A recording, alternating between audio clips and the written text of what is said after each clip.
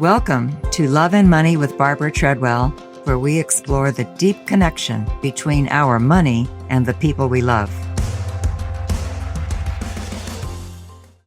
Hello, this is Love and Money with Barbara Treadwell. This is a very short video to remind you to check one particular aspect of your estate planning documents. It's called either digital power of attorney or access to electronic communications, depending on what state that you're in. Digital power of attorney sometimes means the ability to DocuSign, where you're sending signatures back and forth through your computer, versus what is called a wet signature, which means signing by ink. But this refers to giving, in addition to your power of attorney that you may have for health or financial benefits, we're also referring to the ability to access your passwords. I'm going to give you an example from a caseload of ours. We had a client on another coast who collapsed at home, and his wife was visiting with her mother, and they called home, and there was no answer on the phone, and no text was answered. She called the police to do a wellness check, and sure enough, he was on the floor, comatose. They rushed him to the hospital by ambulance. The story has a happy ending. He fully recovered. But if he had tragically passed away, one of the huge concerns, other than the grief work, was that he had all of his passwords in his head, and all of his financial accounts were on his computer. His wife was a stay-at-home mom. She did not work, did not have money in her own account, though I had certainly counseled them to do that, and she certainly has it now.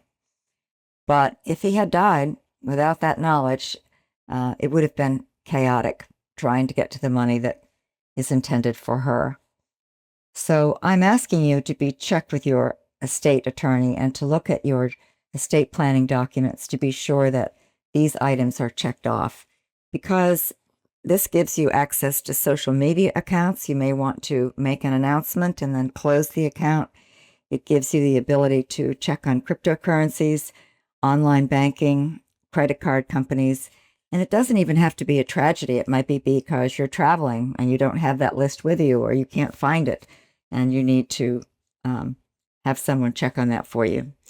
So the key components of creating this digital power of attorney are listing your email accounts, social media accounts, online banking, credit card accounts, and identifying those digital assets, and then choosing an agent, obviously somebody that you trust, to carry out your requests.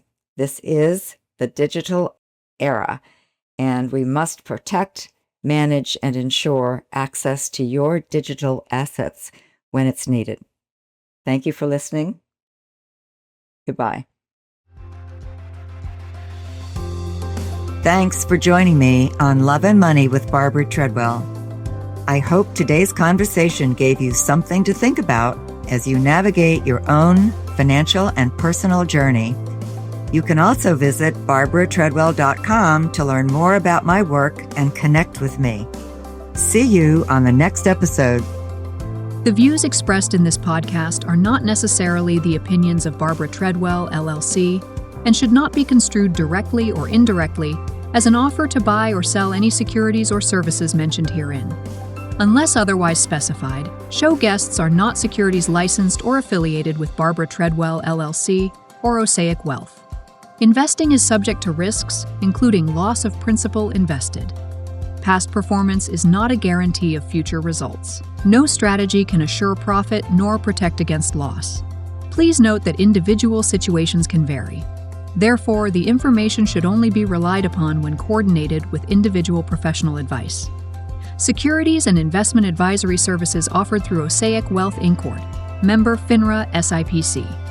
Osaic Wealth is separately owned, and other entities and/or marketing names, products, or services referenced here are independent of Osaic Wealth.